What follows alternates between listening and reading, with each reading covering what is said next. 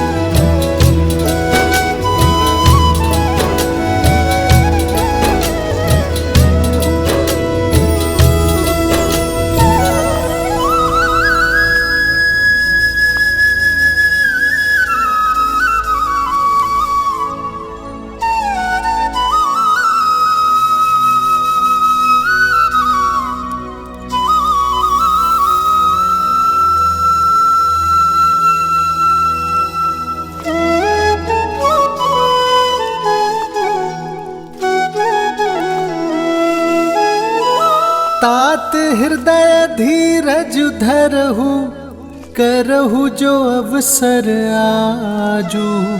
उठे भरत गुर बचन सुनी, करन कहु सबु साजू।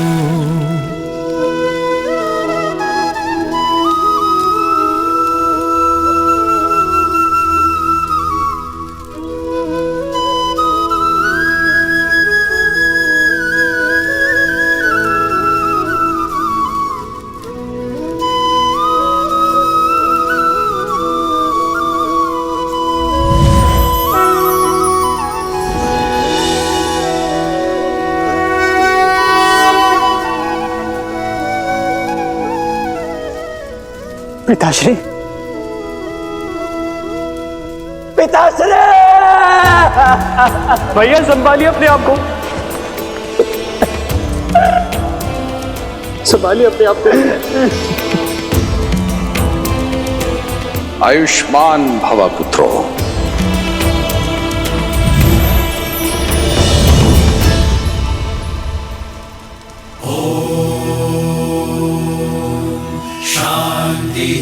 शांति शांति अस्तु मा सद्गमय हंसो मा ज्योतिर्गमय। शांति शांति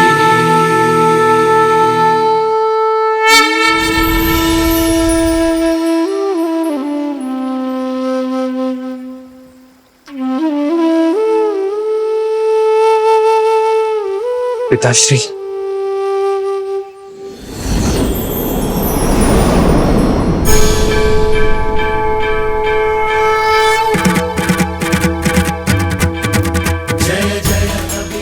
मैं प्रसन्न हुआ मनु, वर मांगो।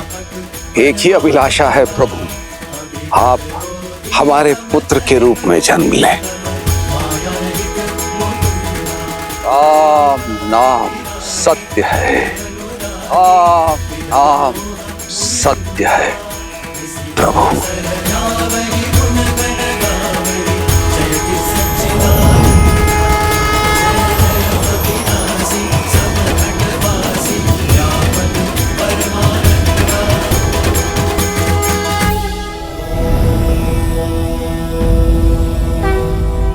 देवी होकर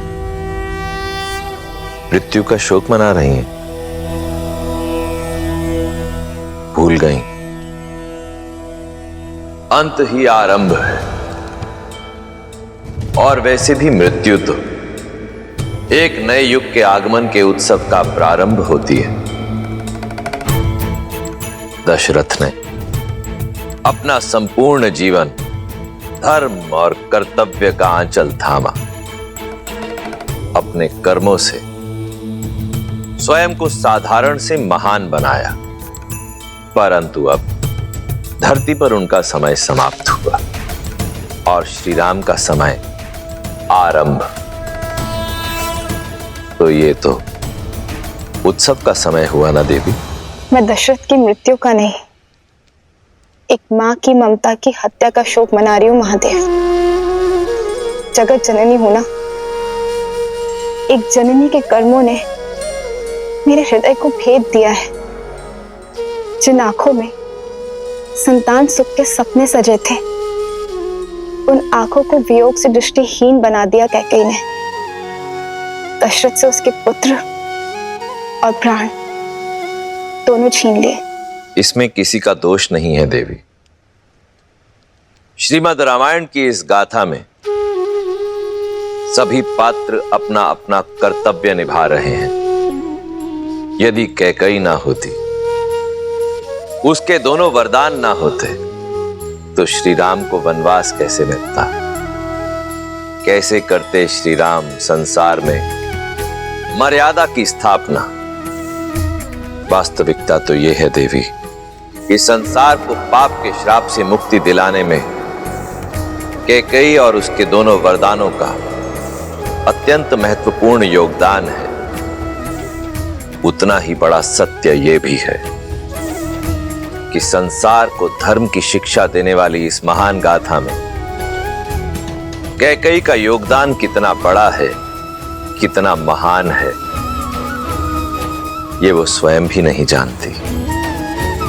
अपना नाम, अपना सम्मान, यहां तक कि अपने मन की शांति की भी आहुति दे दी उसने, और श्री राम के जीवन को संसार के उत्थान की ओर अग्रसर कर दिया।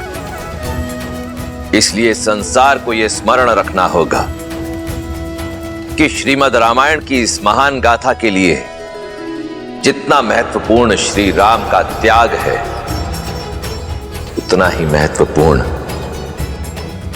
कैकेयी का स्वार्थ भी है।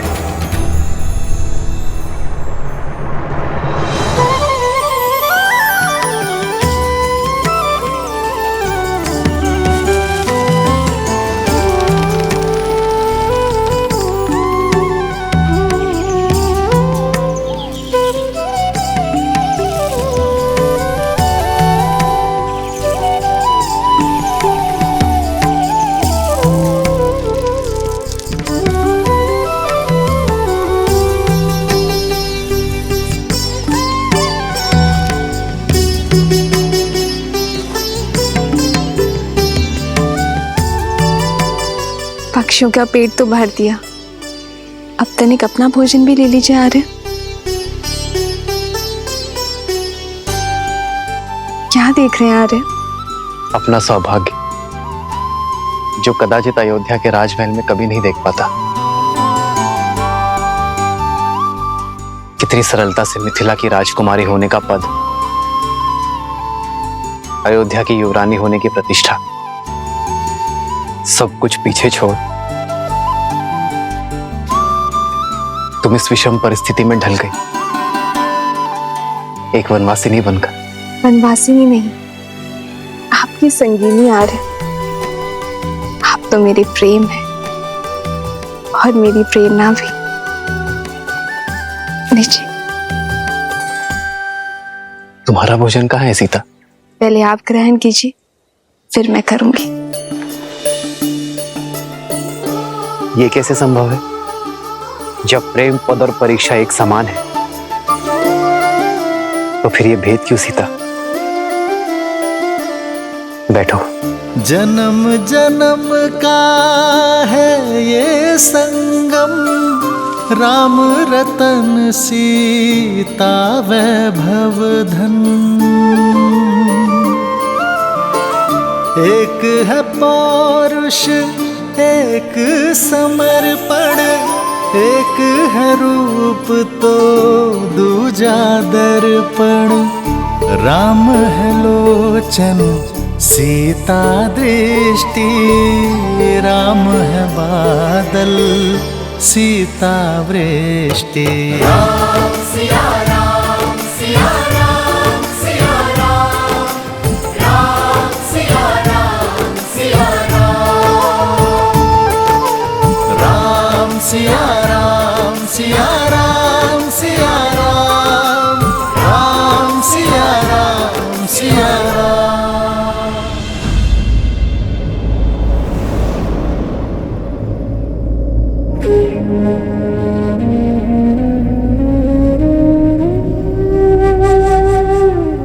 पुत्र, जन्म और मृत्यु किसी के रोकने से नहीं रुकती। संसार का यही अटल सत्य है और अस्थि विसर्जन ब्रह्मांड में विलीन होने का मार्ग है। 5 तत्वों से बना ये शरीर अंत में 5 तत्वों में ही समा जाता है। कण कण ब्रह्मांड में घुल जाता है। कुमार भरत, महाराज की अस्थि का विसर्जन कीजिए। ये अस्थियां केवल मेरे पिताश्री की ही नहीं, इक्ष्वाकु के वंशज अयोध्यापति महाराज दशरथ की है। इनकी अस्थियों का विसर्जन वही कर सकता है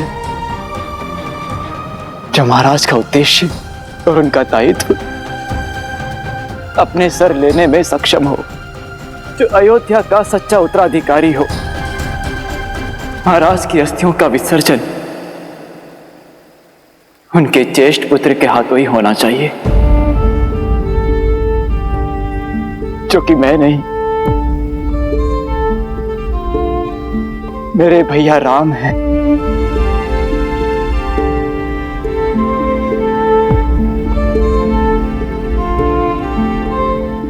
मैं रघुकुल कुमार भरत महाराज दशरथ की संतान रूपी प्रजा और उनकी पावन अस्थियों को साक्षी मानकर ये सौगंध खाता हूं कि श्री राम का ये दास वन में जाकर अपने देव तुल्य भैया राम, माता समान सीता भाभी और अपने प्रिय अनुज लक्ष्मण को पुनः अयोध्या लेकर ही आऊंगा। महाराज की अस्थियों का ये विसर्जन अयोध्या के नए महाराज हमारे श्री राम ही करेंगे। रघुकुल रीत सदा चली आई, प्राण जाए पर वचन न जाई।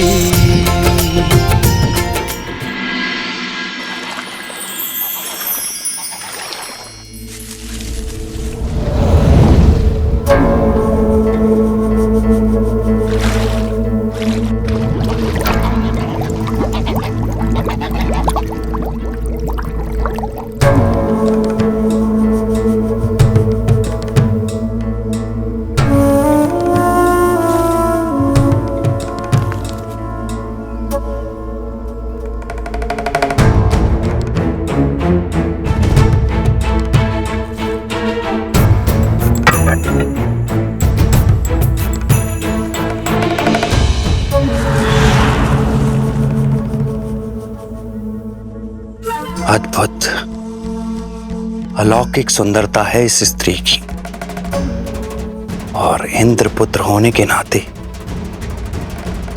हर सुंदरता पे सिर्फ मेरा अधिकार है।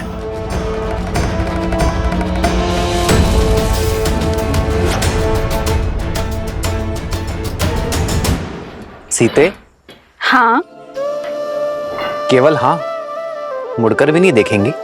पीछे मुड़कर देखने का लाभ तब है जब आप वो सामने लेकर आएंगे जो आपने अपने पीछे छिपा कर रखा है।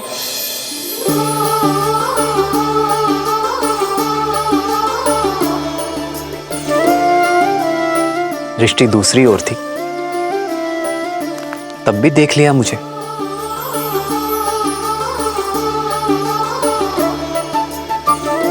क्योंकि अपने राम को देखने के लिए सीता को दृष्टि की आवश्यकता नहीं याद है। जन्म जन्म का है ये संगम, राम रतन सीता वैभव धन। ये तुम्हारे लिए है सीता। पुष्प सुंदर है और जिस प्रेम से आपने इन्हें गूंथा है, अब ये दिव्य हो गए हैं।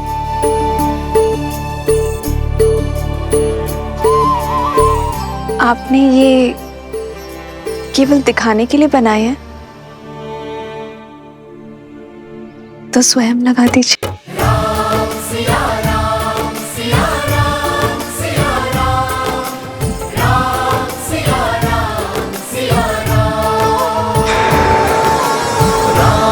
सिया राम सिया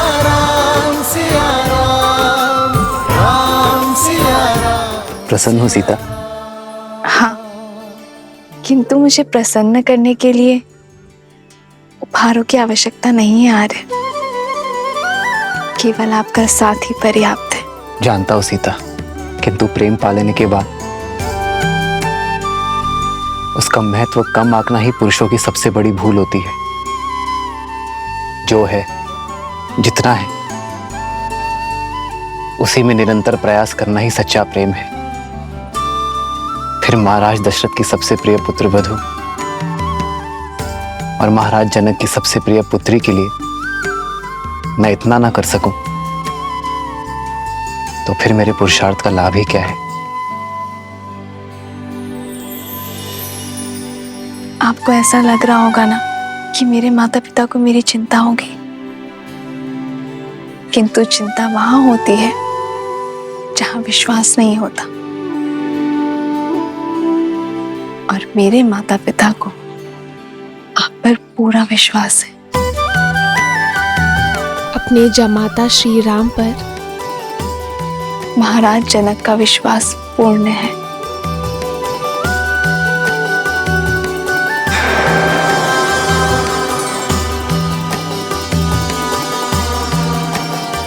सिया राम, सिया राम, सिया राम, सिया राम।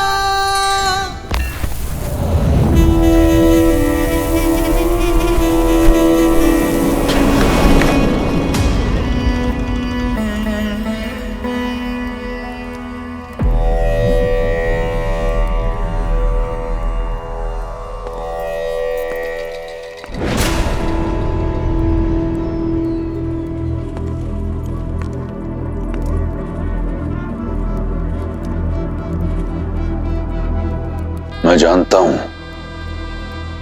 तुम क्या पूछना चाहती हो। मैं फिर भी सुनना चाहता हूं। भैया, आपने मेरे पति के प्राण ले लिए, उससे विचलित नहीं हूं मैं, क्योंकि कदाचित यही आवश्यक था। अगर विचलित नहीं हो तो क्या प्रश्न लेकर आई हो? यही कि मैं अपने पुत्र के प्रश्नों का क्या उत्तर दूं भैया। मामा के होते मां को उत्तर देने की आवश्यकता नहीं।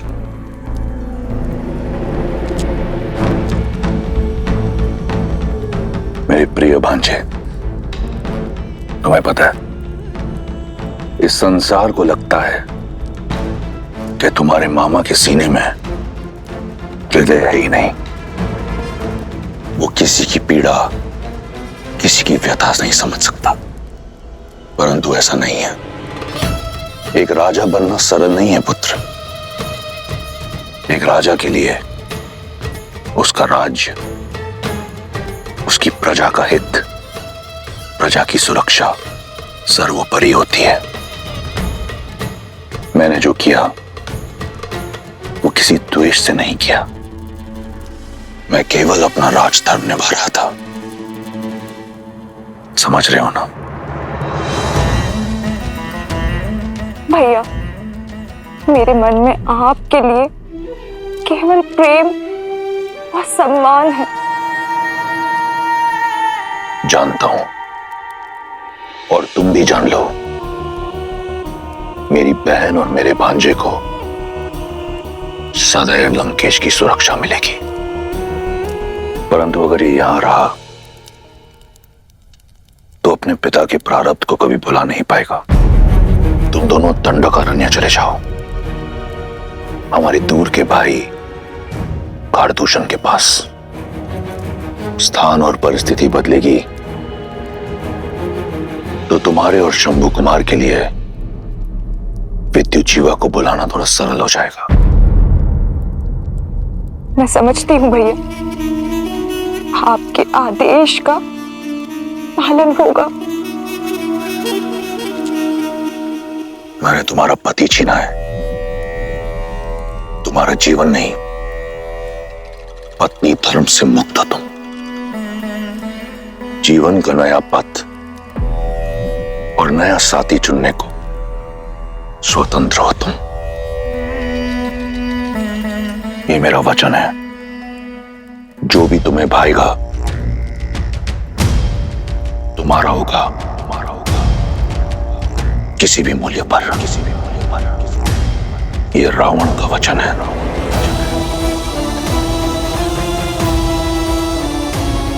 धन्यवाद भैया।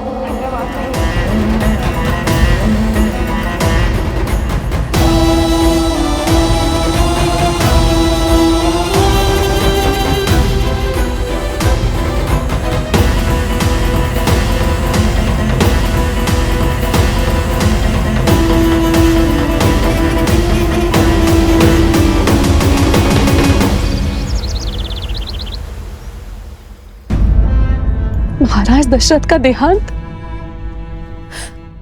और मेरी सीता, राम, सीता और लक्ष्मण को वनवास भेज दिया गया है। ये क्या अनर्थ हो रहा है अयोध्या में आर्य? मेरी सीता और उर्मिला के साथ घोर अन्याय। आर्य, हम इसी क्षण अयोध्या जाएंगे और लेकर आएंगे अपनी पुत्रियों को। हमने उनका विवाह कष्ट और यातनाएं सहने के लिए नहीं किया था। मैं अपनी पुत्री सीता को भली भांति जानता हूं। श्री राम के साथ वन में जाने का निर्णय उसी का होगा, और कुमार लक्ष्मण भी अपने भाई की परछाई हैं, बिना उर्मिला की सहमति के वन में नहीं गए होंगे। और इस संबंध के लिए हमारा कोई उत्तरदायित्व नहीं।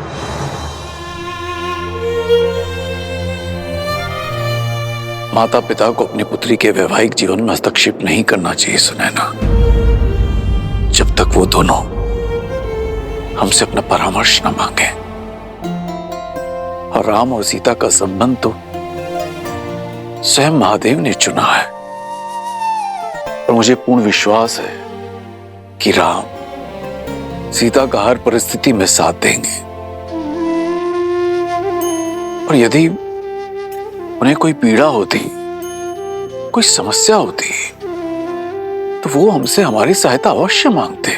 माना कि राम और सीता ने हमसे कोई सहायता या परामर्श नहीं मांगा, परंतु कुमार भरत भी तो हमारे जमाता है ना।